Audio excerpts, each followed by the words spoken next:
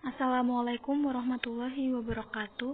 Perkenalkan, nama saya Meidy Handayani dari kelas 11 MIPA 3 nomor absen 20. Di sini saya akan mempresentasikan sedikit tentang transport pasif. Transport pasif adalah pergerakan molekul di dalam dan melintasi membran sel dan dengan demikian mengangkutnya melalui gradien-gradien konsentrasi tanpa menggunakan ATP atau energi.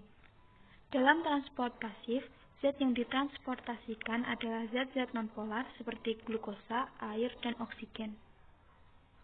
Dalam transport pasif, pergerakan molekul adalah dari konsentrasi yang tinggi ke konsentrasi rendah, yang berarti mereka bergerak sepanjang gradien konsentrasi.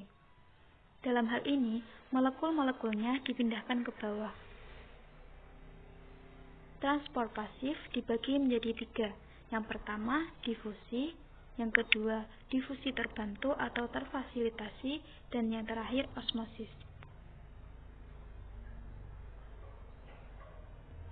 Difusi adalah peristiwa berpindahnya suatu zat dalam pelarut dari bagian konsentrasi tinggi ke bagian yang berkonsentrasi rendah. Tujuan membran sel melakukan mekanisme difusi adalah untuk mencapai keadaan setimbang antara zat yang di dalam dan di luar selnya. Mekanisme difusi. Gerakan molekul secara acak menyebabkan perpindahan molekul menuju konsentrasi yang lebih rendah. Difusi terjadi langsung melalui membran.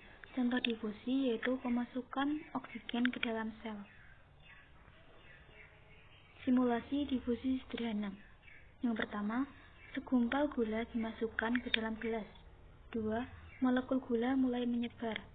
3. Molekul gula mulai bergerak menjauh secara random. Dan akhirnya, semua molekul gula tersebar ke semua bagian gelas.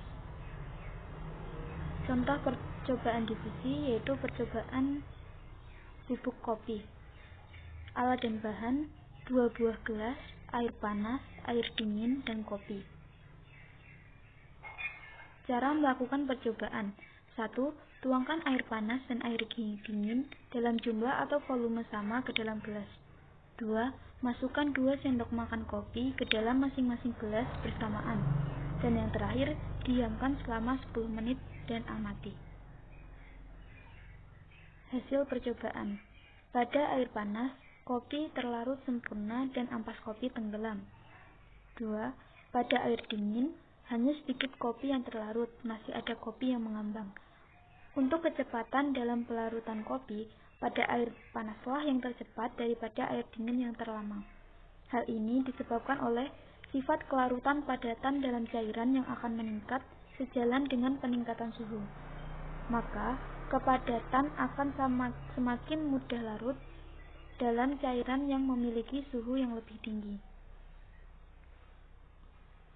Beberapa proses difusi yang terjadi dalam kehidupan sehari-hari. Yang pertama, pembuatan teh. 2. Uap air dari cerek.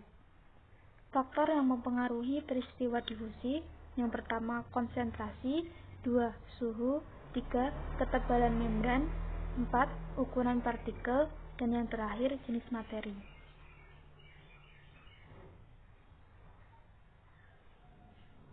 Difusi terfasilitasi adalah transport pasif yang dibantu oleh protein konstransport atau protein pembawa.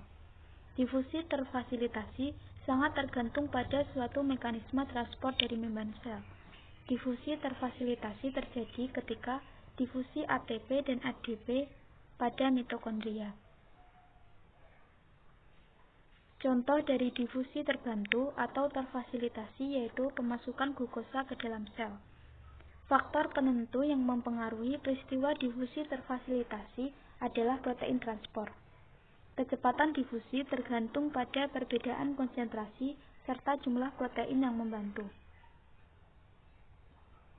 Osmosis adalah perpindahan molekul air melalui selaput semi-permeable selektif dari bagian zat yang memiliki kandungan atau konsentrasi molekul air yang lebih tinggi ke zat yang memiliki konsentrasi yang rendah. Percobaan osmosis. Contohnya yaitu percobaan permen jelly bears. Alat dan bahan: 6 buah jelly bears, 3 buah gelas plastik, dan 1 sendok teh gula serta garam. Cara melakukan percobaan. 1. Isi 3 gelas plastik dengan air kira-kira hingga setengah bagian.